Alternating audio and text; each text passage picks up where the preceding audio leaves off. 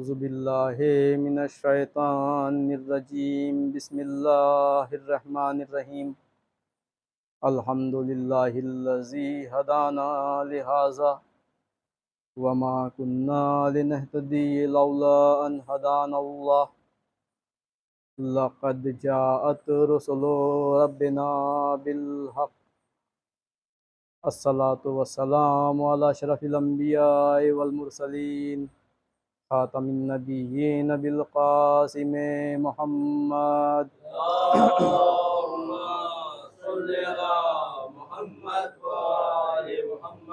व अला आलि तय्यबीन अत्ताहिरीन अल मासूमीन व लानतुल्लाहि अला आदाइहिम अजमईन मिन यौमिना हाज़ा इला यौमिद्दीन अम्मा बाद फ़क़द क़ाल अल्लाहु तबारक व तआला फ़िल क़ुरानिल करीम बिस्मिल्लाहिर्रहमानिर्रहीम इन्नद्दीना इंदल्लाहिल इस्लाम। सल्लल्लाहु पढ़े मोहम्मद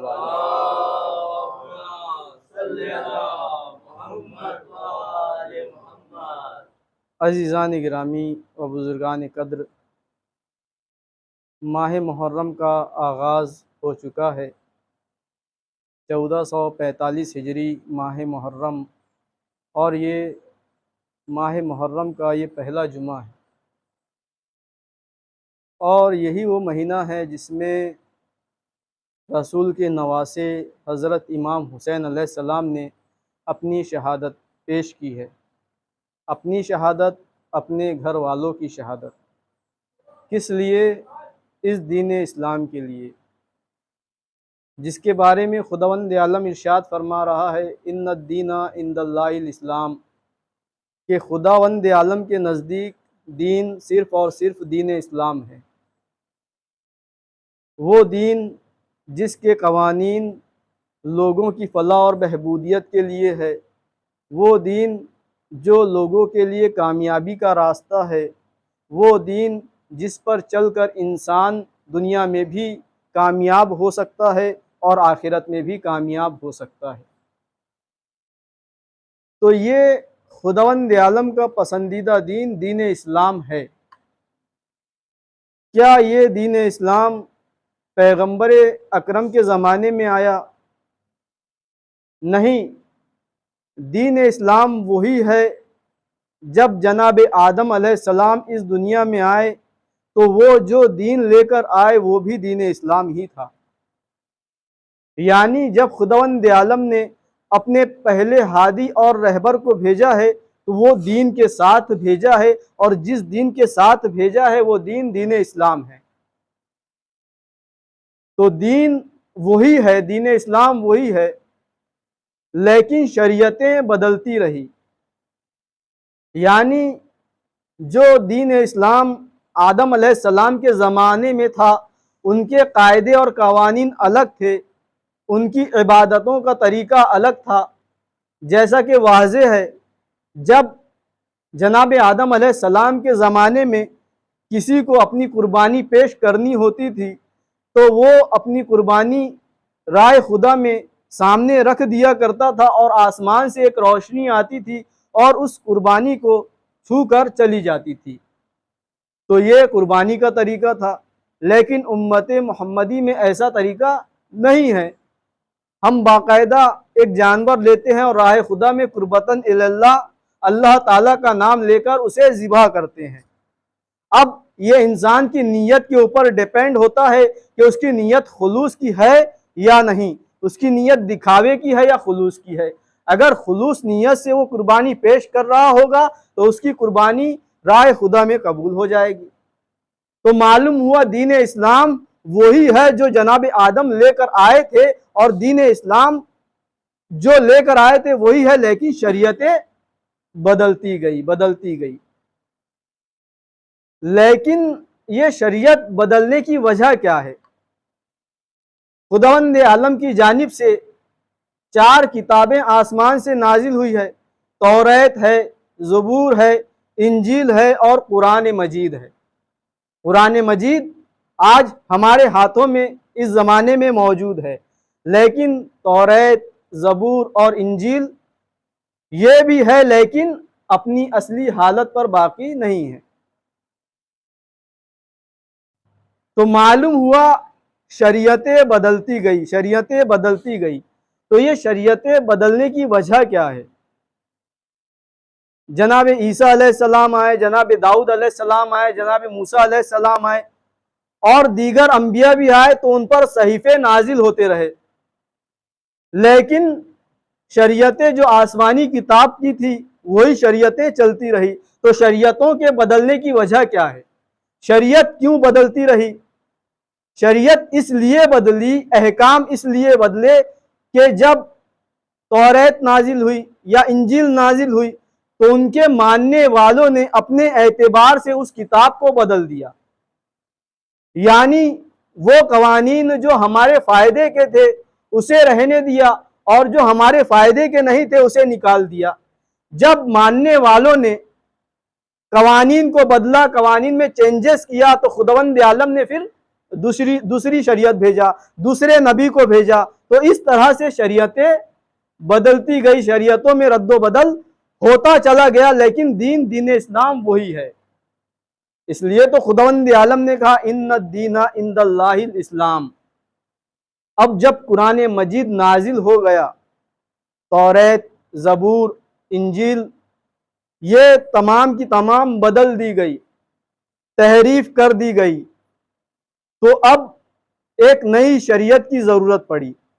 हमारे आखिरी नबी इस दुनिया में आए, हज़रत मोहम्मद मुस्तफ़ा सल्लल्लाहु अलैहि वसल्लम।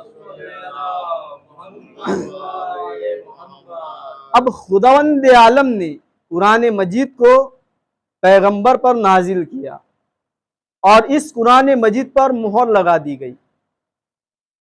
कि लन तजिदा ले सुन्नतिल्लाह तब्दीला, के खुदावंद आलम की सुन्नत में तब्दीली नहीं पाई जाएगी। और खुदावंद आलम ने मुहर लगा दिया कि हमने ही इस कुरान को नाजिल किया है और हम ही इसकी हिफाजत करने वाले हैं। इन्ना नहनु नज़्ज़लना ज़िक्रा व इन्ना लहू लहाफ़िज़ून, कि हमने ही इस जिक्र को नाजिल किया है और हम ही इसकी हिफाजत करने वाले हैं। तो मालूम हुआ अब ये वो कुरान है जिस पर ता क़यामत अमल होता रहेगा, ता क़यामत ये किताब बदलने वाली नहीं है। वजह क्या है, क्यों नहीं बदलेगी? दीगर नबियों की शरीयतें बदलती रही, तो वजह क्या थी? इसलिए कि अभी दीन मुकम्मल नहीं हुआ था, शरीयत कामिल नहीं हुई थी, तो शरीयतें बदलती रही। लेकिन जब हमारे आखिरी नबी आ गए, आखिरी नबी के बाद अब कोई नबी आने वाला नहीं है। हमारे नबी हदीस में इरशाद फरमाते हैं कि जनाब मोहम्मद मुस्तफ़ा सल्लल्लाहु अलैहि वसल्लम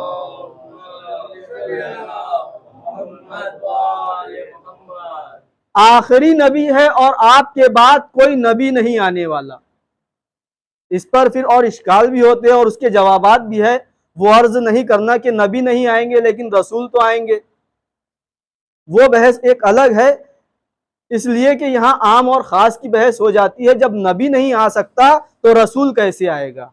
इसलिए कि रसूल की अजमत और बुलंद होती है नबी से। जब नबी नहीं आएगा, जब कह दिया गया नबी ही नहीं आएगा, तो रसूल के आने का सवाल ही पैदा नहीं होता। इसलिए कि अजमत रसूल नबी से बुलंद होती है। अब जब आखिरी नबी आ गए और इनके बाद कोई नबी नहीं आने वाला, तो यहाँ पैगंबर अकरम के ज़माने में अब खुदावंद आलम को शरीयत को कामिल करना है, दीन को मुकम्मल करना है। तो दीन मुकम्मल किस तरीके से हुआ?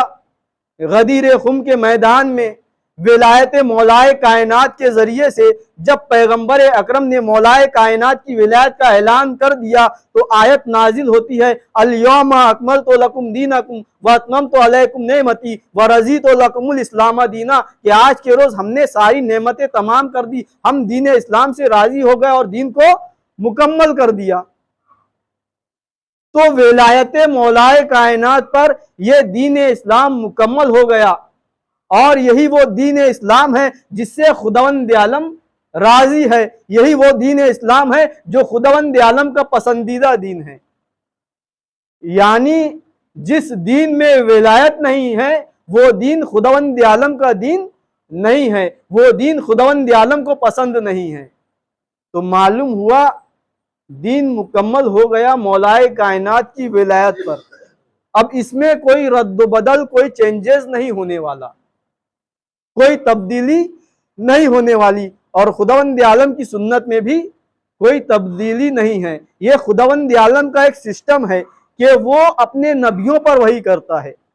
वही का सिलसिला नबियों तक है, इमामों पर वही का सिलसिला नहीं है। वो वही जो वही पुरानी है, इसलिए कि वही की भी कई किस्में हैं, इल्हाम है, गरीज़ा है, ये सारी वही की किस्में हैं। लेकिन एक ख़ास वही जिसे वही रिसाली कहा जाता है वो रसूलों तक महदूद है। यानी आखिरी नबी जो आ गए, अब इनके बाद वही का सिलसिला ख़त्म।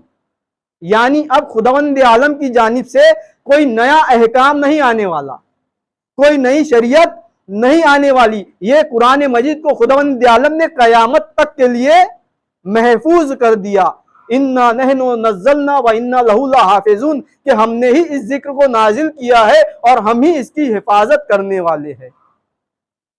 तो मालूम हुआ अब शरीयत नहीं बदलने वाली, शरीयत में चेंजेस नहीं होने वाला, शरीयत में तब्दीली नहीं होने वाली। यानी जो मोहम्मद मुस्तफ़ा सल्लल्लाहु अलैहि वसल्लम की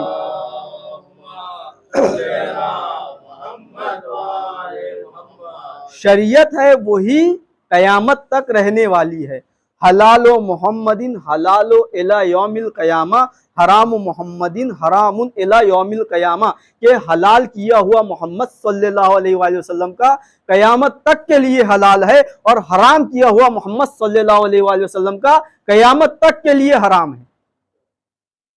तो इसमें कोई चेंजेस नहीं होने वाली, कोई तब्दीली नहीं होने वाली। अब पैगंबर अकरम का दौर गुजरा, मौलाए कायनात का दौर गुजरा, इसमें खिलाफत भी गसब की गई, खिलाफत का दौर भी गुजरा। अब इमाम हुसैन अलैहिस्सलाम का दौर आया।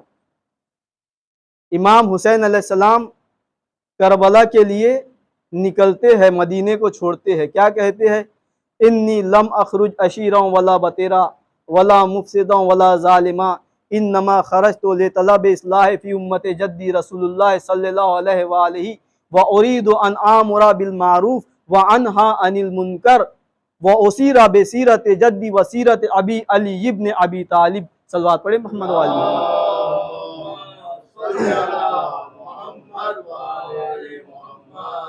अब ये इमाम हुसैन अलैहिस्सलाम मदीने से वसीयत करते हुए जनाब मोहम्मद हनफिया को निकल रहे हैं कि मैं नहीं निकला हूँ किसी लालच की बिना पर, ना किसी गुरूर की बिना पर, ना मैं फितना और फसाद के लिए निकला हूँ, ना जुल्म करने निकला हूँ, बल्कि मैं अपने जद की, मैं अम्र बिल मारूफ के लिए निकला हूँ, नहीं अनिल मुनकर के लिए निकला हूँ, और अपने जद की उम्मत की इस्लाह के लिए निकला हूँ। और इस इस्लाह के लिए मैं जो सीरत को इख्तियार करूँगा वो मेरे जद, मेरे नाना की सीरत होगी और मेरे बाबा की सीरत होगी।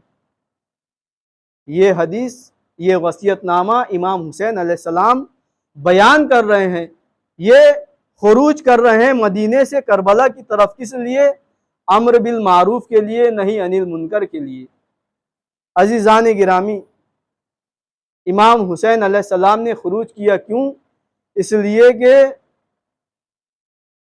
जो यजीद था, हाकिम शाम का बेटा, उसने शरीयत में तब्दीली करना शुरू कर दी थी, शरीयत को बदल रहा था, हलाल को हराम, हराम को हलाल कर रहा था। तो इसलिए अब इमाम हुसैन अलैहिस्सलाम ने क़याम किया। तो ज़रूरत क्यों पड़ी क़याम करने की? अज़ीज़ान गिरामी, ज़रूरत इसलिए पड़ी क्योंकि लन तजिदा ले सुन्नतिल्लाह तब्दीला, कि अल्लाह की सुन्नत में तब्दीली नहीं है। जो सिस्टम खुदावंद आलम ने करार दे दिया था, अब उसमें तब्दीली वाक़ई नहीं हो सकती। यानी नबियों का सिलसिला ख़त्म हो गया। अगर खुदावंद आलम चाहता तो ये तब्दीली होने के बाद एक और नई शरीयत को भेज देता। खुदावंद आलम को इमाम हुसैन अलैहिस्सलाम बहुत महबूब है, इतना महबूब है कि खुदावंद आलम ने जब इमाम हुसैन अलैहिस्सलाम ने कहा, इमाम हसन अलैहिस्सलाम ने कहा कि अम्मा जान सारे बच्चे कल नए कपड़े पहनेंगे, हमारे पास नए कपड़े नहीं हैं, और जनाब फातिमा ने कह दिया कि दर्जी तुम्हारे कपड़े लेकर आ रहा है, तो खुदावंद आलम इमाम हुसैन अलैहिस्सलाम को इतना चाहता था कि रिजवान जन्नत को दर्जी बनाकर भेज दिया। तो वो खुदावंद आलम जो हुसैन अलैहिस्सलाम को इतना चाहता है, क्या वो फिर से नई शरीयत नहीं भेज सकता था? क्या खुदावंद आलम इस चीज पर कुदरत नहीं रखता कि वो नई शरीयत भेजता और इमाम हुसैन अलैहिस्सलाम शहीद होने से बच जाते? लेकिन खुदावंद आलम की सुन्नत में तब्दीली नहीं है। जो सिस्टम करार दे दिया वही सिस्टम कायम रहेगा कयामत तक। अब कोई और रसूल आने वाले नहीं है, वही का सिलसिला मुनक़ते हो गया है। जो अहकामात रसूल अल्लाह पर नाजिल हो गए हैं वही कयामत तक के लिए बाकी रहना है। इसीलिए कहा था इन्ना नहनु नज़्ज़लना ज़िक्रा व इन्ना लहु लहाफ़िज़ून, कि हमने ही इस जिक्र को नाजिल किया और हम ही इसकी हिफाजत करने वाले हैं। इस हिफाजत के लिए अगरचे हुसैन की कुर्बानी ही क्यों ना देनी पड़े। ये है शरीयत मोहम्मदी, दीन इस्लाम। जब इमाम हुसैन अलैहिस्सलाम ने देखा कि इस शरीयत मोहम्मदी में तब्दीली वाक़े हो रही है, शरीयत मोहम्मदी को बदला जा रहा है और ये शरीयत मोहम्मदी कयामत तक के लिए बाकी रहने वाली है, तो अब क़याम करना ज़रूरी हो गया है। इसलिए कि अगर अब क़याम नहीं किया गया तो जो दीन इस्लाम में चीज़ें दाखिल की जाएगी वो क़यामत तक के लिए हो जाएगी, उसे क़यामत तक के लिए बाकी रहना है। लिहाजा इमाम हुसैन अलैहिस्सलाम ने क़याम किया और इस क़याम के ज़रिए से शरीयत मोहम्मदी को क़यामत तक के लिए बाकी रख दिया। जो चेंजेस कर रहा था यजीद, दीन इस्लाम को तब्दील कर रहा था, अपनी शहादत के ज़रिए से इमाम हुसैन अलैहिस्सलाम ने यजीद को और दीन इस्लाम को अलग कर दिया। यानी अच्छाई और बुराई को क़यामत तक के लिए अलग कर दिया। अगर यजीद वो जो दीन इस्लाम में चीज़ें दाखिल कर रहा था, जो बुराइयों को दीन इस्लाम में दाखिल कर रहा था और वो खलीफतुल मुस्लिमीन होने का दावा कर रहा था, तो उसकी बनाई हुई चीज़ें दीन में शामिल हो जाती। इसलिए कि दीन में रद्द बदल करने का हक सिर्फ और सिर्फ उलिल अम्र को होता है, जो तमाम चीज़ों पर अपना हुक्म चला सके। और ये दावा कर रहा था उलिल अम्र होने का, खलीफतुल मुस्लिमीन होने का। यानी खलीफतुल मुस्लिमीन जिस हुक्म को दे दे, उम्मत मुस्लिमा को उस हुक्म को मानना पड़ता है। अब जब इमाम हुसैन अलैहिस्सलाम ने देखा कि इसने दावा किया है खलीफतुल मुस्लिमीन का और इमाम हुसैन अलैहिस्सलाम की बैत चाह रहा है, लिहाजा इमाम हुसैन अलैहिस्सलाम ने उसकी बैत नहीं की और उसके मुकाबिल में खड़े हुए और क़याम किया ताकि उम्मत मोहम्मदी बच जाए। अब बुराई रहेगी, अच्छे लोग रहेंगे, बुराई भी रहेगी, लेकिन इमाम हुसैन अलैहिस्सलाम की शहादत के बाद अच्छाई अलग हो गई, बुराई अलग हो गई, अच्छे अलग हो गए, बुरे अलग हो गए। अगर यजीद का बनाया हुआ इस्लाम, यजीद की बनाई हुई शरीयत नाफिज हो जाती तो बुराइयां दीन इस्लाम में शामिल हो जाती और बुरा इंसान मुसलमान कहलाता। लेकिन आज बुरा इंसान मुसलमान तो होता है लेकिन उस बुराई को दीन इस्लाम का जुज नहीं करार देता। सलवात पढ़े मोहम्मद वाले।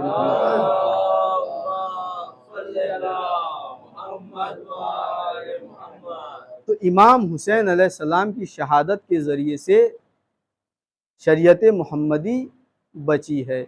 इंशाअल्लाह आइंदा दर्स में, आइंदा खुतबे में और इसी के मुतालिक बयान होगा। वसल्लल्लाहु अला मुहम्मदिन व आलिहि तय्यबीन।